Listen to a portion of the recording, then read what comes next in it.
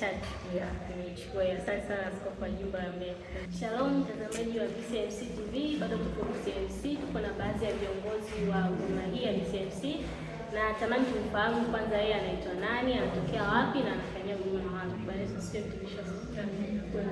Amina. Tunaomba ujitambulishe, unaitwa nani? Amina. Majina yangu ninaitwa Apostle Jacqueline Mtenga kutoka Mbeya. Amina.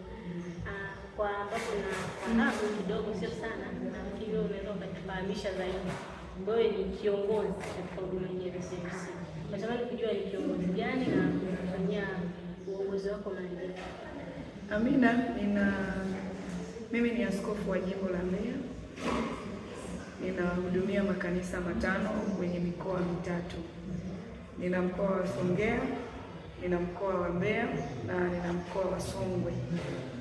Ya Songea tuna kanisa pale la mchungaji Elimus Komba, lakini Mbeya tuna makanisa 3 ambapo ni Balali kwa mchungaji Konsolata Lupala, Tukue kwa mchungaji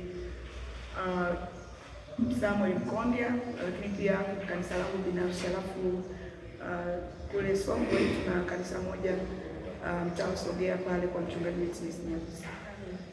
Kwa nini sikia msemo leo askofu wa jimbo? Natamani kujua hiyo askofu wa jimbo ni unateuliwa au unachaguliwa? Kulingana na mujibu wa kanisa letu unateuliwa. Na lini unateuliwa?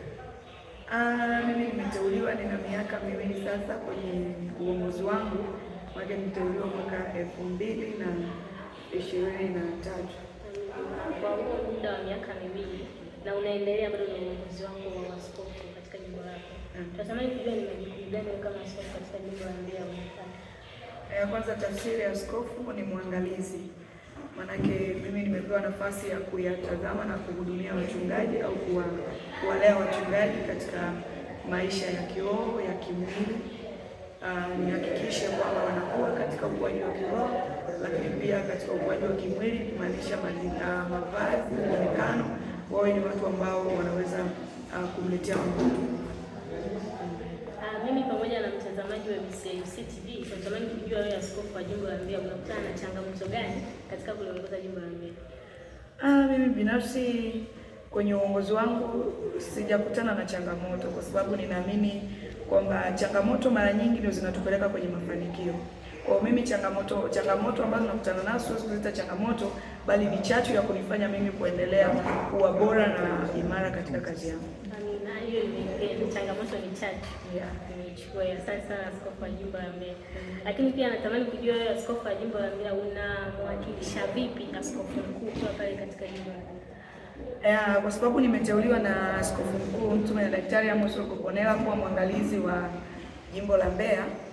Mimi ninasimama pale kama mwakilishi, manake zile kazi ambazo alikuwa anapaswa kufanya yeye ninafanya mimi. Kwa hiyo haimaanishi kwa sababu mimi nipo pale Mbeya ninaweza kuchukua majukumu, ninaweza kuchukua nafasi ya askofu mkuu.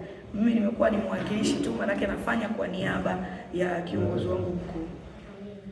Kutokana na maelezo yako tangu nianza nikusikia vizuri, manake wewe pale Mbeya ni kama mwakilishi wa askofu mkuu. Amina. Natamani kujua askofu anapotoa maelekezo kwako, wewe unatumia njia gani kuhakikisha watu wa jimbo la Mbeya wanatekeleza maelekezo hizo?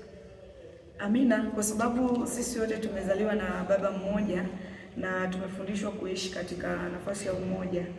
Kwa hiyo kulingana na maelekezo ambayo anayatoa Bishop Dr. Amos Ponela, mimi kama mwakilishi wake ninayafikisha kama yalivyo kwenye jimbo langu, na kwa sababu jimbo langu, wachungaji wote walio kwenye jimbo langu wamezaliwa na Bishop Dr. Amos Ponela na wanamuelewa sana Bishop Dr. Amos Ponela. Kwa hiyo hakuna ugumu au hakuna uzito katika kupokea yale maelekezo ambayo anayetoa Bishop. Kwa hiyo kila maelekezo ambayo yanatolewa, mimi kama mwakilishi nawakilisha kama nilivyoyapokea, na wachungaji au watumishi wa Mungu ambao ninawasimamia wanapokea kama yalivyo na kuyatendea kazi kwa wakati.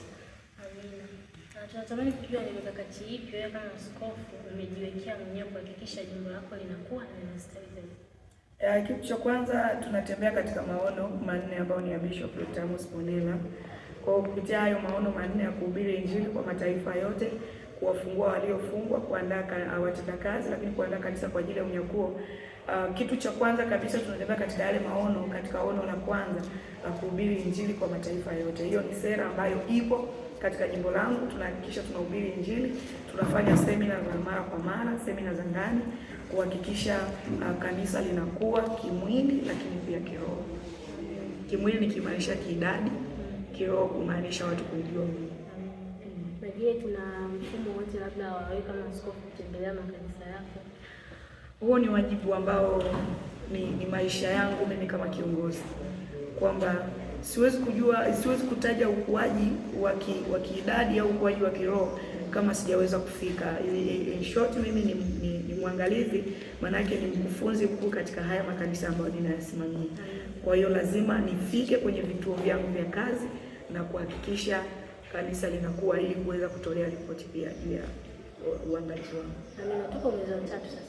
Natamani kufahamu kwa mpaka sasa umefanikiwa kutembelea makanisa yako au unatarajia labda kutembelea lini? Mpaka sasa nimetembelea makanisa mawili, Tukuyu pamoja na Mbayali, lakini baada ya kikao hiki ambacho tulikuja kukaa cha halmashauri kuu, nikirejea, manake nina utaratibu wa kwenda Songea ikiwa ni kanisa jipya, lakini Tunduma, na kuhakikisha kwamba zinafanyika semina, manake ndani ya mwezi wa 4 huu nina utaratibu wa kuhakikisha nafanya semina kwenye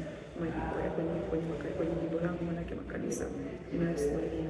Amina. Kwa maana hiyo, baada ya hapa Songea watarajie kupokea askofu ajili. Songea watarajie kupokea askofu, kwa sababu ni kanisa pia ambalo nimekabidhiwa kulisimamia, na bado ninahitaji kupata joto kidogo ya uangalizi. Mimi nashukuru sana, asante sana kwa muda wako. Mimi nimejifunza mengi, naamini hata mtazamaji wa channel yetu atakuwa amejifunza mengi. Karibu sana askofu wa jimbo la Mbeya. Asante sana. Nashukuru, barikiwe sana.